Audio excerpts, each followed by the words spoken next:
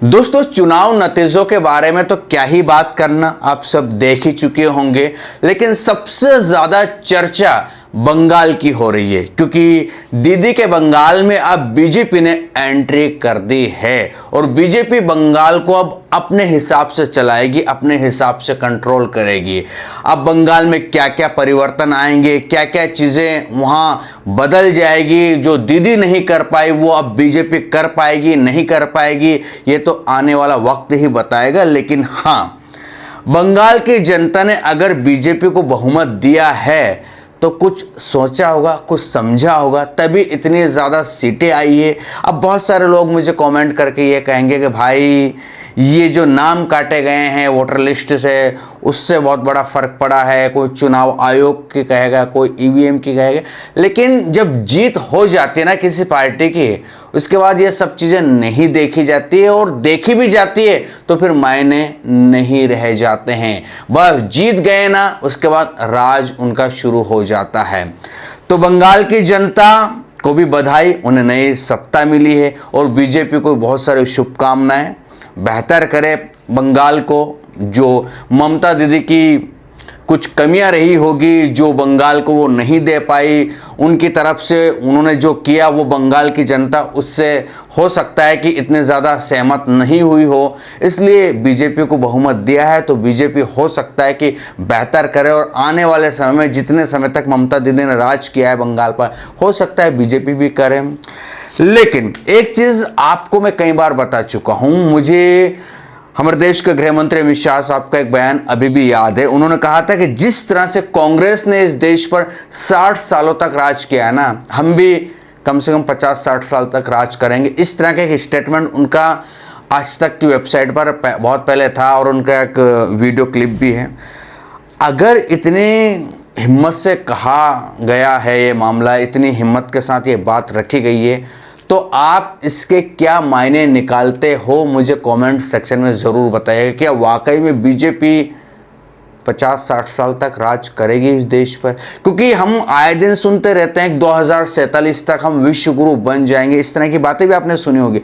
यानी कि इतना आत्मविश्वास लेकर अगर कोई पार्टी चल रही है तो मामला आप समझ सकते हो कि भाई तैयारियां बहुत ज़ोरों शोरों से इन्होंने कर रखी है। तभी तो ये 2047 तक की बात करते हैं, तभी तो ये 50 साल राज करने की बात करते हैं। यानी कि इनको विश्वास है कि वो आगे भी देश की सत्ता पर काबिज रहेंगे। और 2029 में, मेरा अपना अनुमान है, मैं गलत हो सकता हूं, मैं कोई प्रवक्ता या कोई भविष्यवाणी करने वाला नहीं हूं, लेकिन मेरा अपना अनुमान ये कह रहा है, कोई लोग नोट भी कर सकते हैं कि 2029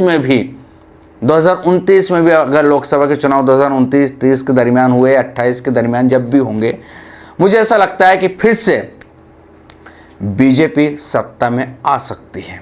इस पर आपका क्या कहना बताइए। ये मैं अपना पर्सनल ओपिनियन बता रहा हूं, क्योंकि आप सोचते हो ना कि देश की जनता महंगाई से, बेरोजगारी से, उसके बाद बहुत सारी उन्हें जो है टेंशन सताती है। कभी कोविड का डर उन्होंने देखा है, कभी गैस टंकी की किल्लत, कभी बैंक में लाइन लगा के। जब चुनाव आते हैं ना, ये सब चीज़ें गौन हो जाती है। मुझे ऐसा लगता है पब्लिक ज़्यादा चीज़ें याद नहीं रखती है, पब्लिक जो है ना बह जाती है। कह सकते हैं कि जब चुनाव आते हैं तब वो सब चीज़ों को साइड में रखकर वो ऐसी चीज़ें देखती है जो चीज़ें शायद उनके लिए ज़रूरी भी हो। इसीलिए तो जो वर्तमान में सत्ता है वो जीत रही है। क्या कहना है इसको? खैर, सबसे बड़ी बात, चुनाव में हार जीत लगी रहेगी, लेकिन हाँ, कांग्रेस को फायदा मिला है। केरल में कम से कम उन्हें बहुत अच्छी खबर आई है और सत्ता में वो आ रहे हैं, और तमिलनाडु से भी उन्हें न्योता मिला है। हो सकता है कि वहाँ भी वो सत्ता में आ जाए मिलजुल कर। अब देखना है क्या होता है क्या नहीं, उसकी हम फिर कभी चर्चा करेंगे। लेकिन एक चीज़, हमारे देश की मीडिया के बारे में बात कर लेते हैं। 6 नंबर फिसल चुका है फ्रीडम इंडेक्स जो आया है, प्रेस फ्रीडम इंडेक्स जो निकल कर सामने आया है, उसमें 2025 में शायद 151 नंबर पर था, रैंक थी हमारे देश की। अब 6 अंक नीचे फिसलकर 157वें नंबर पर आ चुका है। ये हमारे देश की मीडिया की हालत होती जा रही है।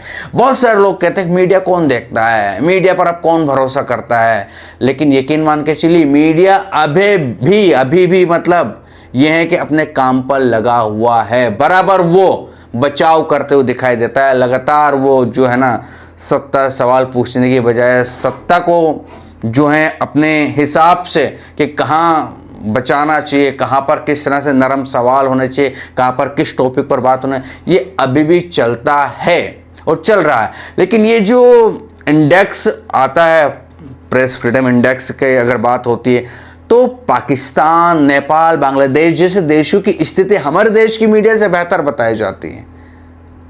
आप यकीन ना करोगे, लेकिन मीडिया हमेशा अधिकांश मीडिया सत्ता के साथ ही रहती आई है। मीडिया यानी कि कॉरपोरेट, सीधी सी बात, यानी कि बिजनेस, यानी कि धंधा, और धंधा कभी भी उल्टे पैर नहीं चलता है, यानी कि विपरीत दिशा में नहीं बहता है। उधर ही उसको बहना होता है जिस तरफ उधर जिसको दम लगता है कि अगर इससे कहते हैं ना कि नदी में रहकर मगरमच्छ से बैर नहीं किया जाता है, ये यकीन मान के चलिए कुछ ऐसा ही हिसाब मीडिया के साथ है।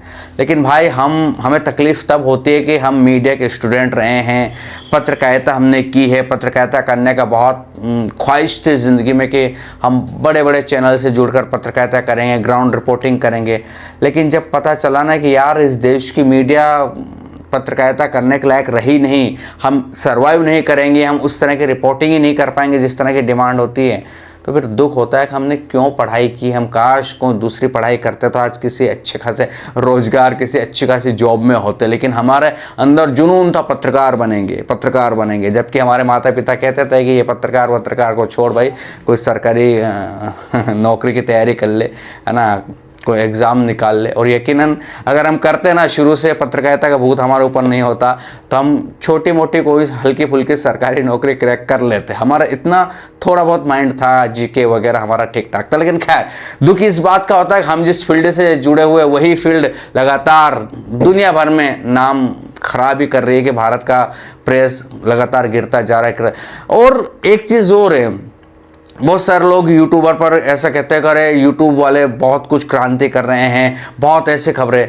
कुछ ऐसे भी चैनल क्या जो हम सोचते हैं विकल्प तैयार हुआ है मीडिया का, कोई विकल्प नहीं है भाई। वो आपको सिर्फ बेवकूफ़ बनाने वाली पत्रकारिता यूट्यूब पर कर रहे हैं, इससे ज़्यादा कुछ नहीं। उन्हें डॉलर मिल रहे हैं, उन्हें रेवेन्यू बन रहा है, और वो आपको हर 8-15 दिन में सरकार गिराते हुए एक किसी यूट्यूबर का एक स्क्रीनशॉट चल रहा है जिसमें वो बता रहे हैं कि ज्योतिष ने कर दिया बड़ा खेला और बदल गई चालें, अब ममता दीदी जो है बंगाल से बीजेपी गई। ऐसी चीज़ें वो अपने ज्योतिष को बिठा के करवाते हैं और पब्लिक देखती भी है।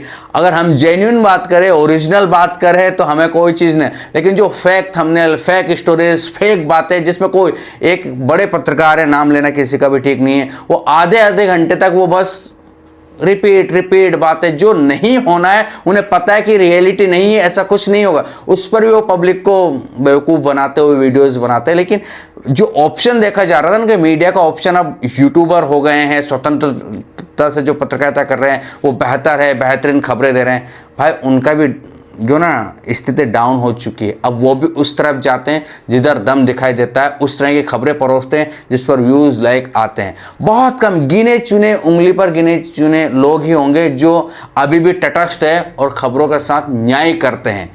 वो पब्लिक का व्यूज़, पब्लिक का लाइक्स, पब्लिक के कमेंट्स वगैरह को ध्यान न रखते हुए उस मुद्दे को उठाते हैं जिस मुद्दे पर इस देश की मीडिया बात नहीं करते, और बाकी सब तो सिर्फ बेवकूफ़ बना रहे हैं। बड़े बड़े पत्रकारों को हम देखता था, अब तो सबको बंद कर दिया देखना, बस बेवकूफ़ी की दुकानें खोल रखी हैं उन लोगों ने। और पैरेलल मीडिया जो देखा था कि समकक्ष मीडिया, ये स्वतंत्र यूट्यूबर है जो पत्रकार बड़े निकले हैं, भाई कुछ नहीं, सब बेवकूफ़ बनाने और सब एक प्रोपेगेंडा के तहत वीडियोस बनाने के लिए काम कर रहे हैं। खैर, हम ये सब चीज़ें छोड़ते हैं, लेकिन हाल फिलहाल में ये बात कर लेते हैं, क्या लगता है क्या होगा देश में, किस तरफ जाएगा देश, और बंगाल में क्या क्या चीज़ें बदलेगी? आप मुझे कमेंट सेक्शन में ज़रूर लिखिएगा। और हाँ, आप आपकी मर्जी जो बातें लिखना चाहते हो कमेंट में बताइएगा। लेकिन हाँ, कुछ जो बातें मैंने बोली वो अपनी पर्सनल है, अपने व्यक्तिगत राय है, गलत हो सकते हैं, लेकिन आपकी क्या ओपिनियन है बताइएगा। फिर मिलेंगे किसी दूसरे वीडियो में, तब तक के लिए नमस्कार।